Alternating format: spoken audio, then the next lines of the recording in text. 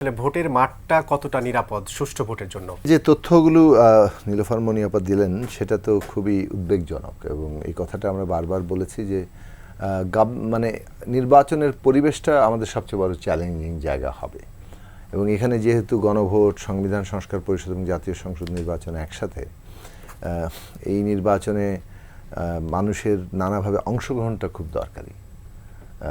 তাদের কাছে স্পষ্ট করা গণভোটের বিষয়বস্তু কী, কেন এটা সংবিধান সংস্কার পরিষদের নির্বাচন এবং জাতীয় সংসদ নির্বাচন একসাথে, এইগুলো স্পষ্ট করতে গেলে মানুষের যে ইনভলভমেন্ট এবং কিছুটা যাকে বলে নিরাপত্তা, স্বস্তির মধ্য দিয়ে ইনভলভমেন্ট, সেই জায়গাটা যদি এই ধরনের মানে একটা আতঙ্ক মানে কোনোভাবে তৈরি করা যায় তাহলেই তো পুরো জিনিসটা মানে যাকে বলে যে নানা দিক থেকে ক্ষতিগ্রস্ত হবে। তো এখন অস্ত্র উদ্ধার তো একটা গুরুত্বপূর্ণ কাজ, অস্ত্র উদ্ধার করা গুরুত্বপূর্ণ কাজ এবং সেই ক্ষেত্রে প্রশাসন মানে পুলিশ এবং আমাদের সিভিল অ্যাডমিনিস্ট্রেশন যা আছে তার সাথে সেনাবাহিনী আছে, সেটাকে সর্বাত্মকভাবে কাজে লাগানোর কাজটাই তো গভর্নমেন্টের একটা সাফল্যের ব্যাপার। সেই জায়গায় গভর্নমেন্ট যে সফল হতে পেরেছে সেটা আমরা বলতে পারছি না, বরং পরিস্থিতি বেশ নাজুক। বরং এখন যে কথাটা বলা হচ্ছে যে আমাদের নিজেদের নিরাপত্তা ব্যবস্থার জন্য বরং গানম্যান কিংবা নিজেরা অস্ত্র নেন কিংবা আপনাদের নিজস্ব দলীয় কিংবা ব্যক্তিগত নিরাপত্তা ব্যবস্থা গড়ে তোলেন।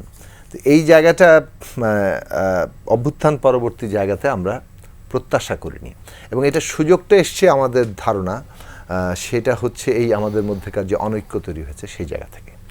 এখন যে আলোচনাটা এর আগেও উঠেছে সেটা থেকে আমি রেশ ধরে একটা কথা বলতে চাই যে যেমন ধরেন আইন তো প্রয়োগ করতে হয়, সে কারণে আইনের পেছনে কিন্তু বল প্রয়োগ থাকে। বল প্রয়োগের ব্যবস্থা ছাড়া কিন্তু কোনো আইন কার্যকর হয় না। এই বল প্রয়োগটার অথরিটিটা কিভাবে আসে? জনগণের সম্মতির জায়গা থেকে। এখন একটা তর্ক আছে রাষ্ট্রবিজ্ঞানের ইতিহাসে ন্যাচারাল ল এবং পজিটিভ ল এর মধ্যে। আপনি যখন কোনো বল প্রয়োগ করছেন তখন বিদ্যমান আইনকে আপনি নাড়িয়ে দিচ্ছেন এবং আপনি নতুন আইনের সম্ভাবনা তৈরি করছেন। কিন্তু নতুন আইনটা কি? নতুন আইনের সম্ভাবনা তো তৈরি হয়, কিন্তু সেই নতুন আইনের চরিত্রটা কি সেটাও কিন্তু আমাদের একই সাথে বুঝতে হয়। এখন আমাদের বিদ্যমান আইনের মধ্যে আমরা দেখতে পাচ্ছি একদল লোক মব তৈরি করছে, শক্তি প্রয়োগ করছে এবং বিদ্যমান আইনকে নাড়িয়ে দিয়ে সে একটা নতুন আইন কায়েম করতে যাচ্ছে।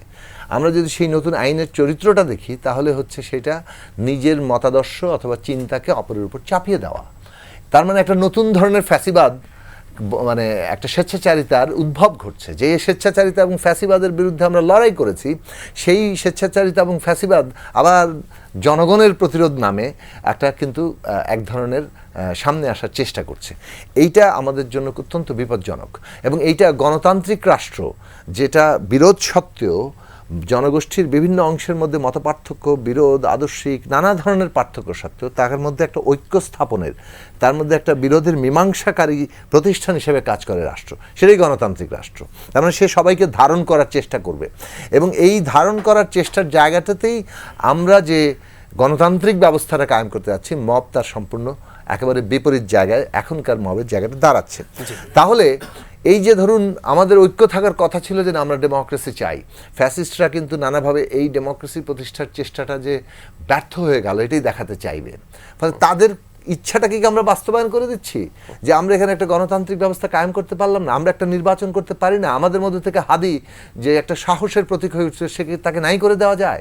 এই যে দিনে দুপুরে গুলি করে মেরে ফেলা যায় কিংবা এরপরে কয়েকজন হত্যাকাণ্ড, সর্বশেষ স্বেচ্ছাসেবক দলের একজন নেতা হত্যাকাণ্ড, এর আগে চট্টগ্রামে মারা গেছে, এই যে মেরে ফেলা হচ্ছে, এটার মধ্য দিয়ে দেশে একটা অরাজক পরিস্থিতিকেই তৈরির চেষ্টা চলছে যাতে করে নির্বাচনের পরিবেশটা না থাকে।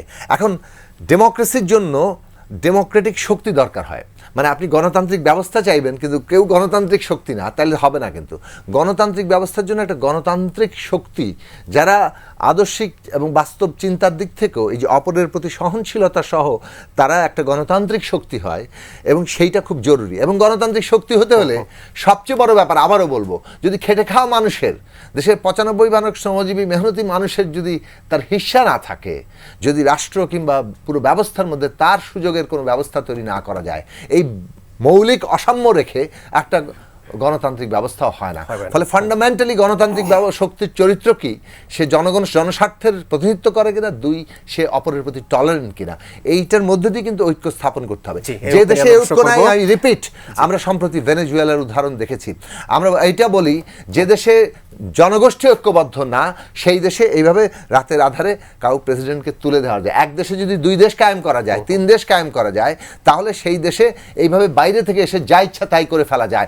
বাংলাদেশের স্বাধীনতা সার্বভৌমত্ব নিয়ে আমাদের তরুণরা যদি চিন্তা করে থাকেন, তাহলে তাদের প্রথম রাষ্ট্রনৈতিক জায়গা থেকে চিন্তা করা উচিত এই দেশের জনগোষ্ঠী কিভাবে ঐক্যবদ্ধ হবে। জি।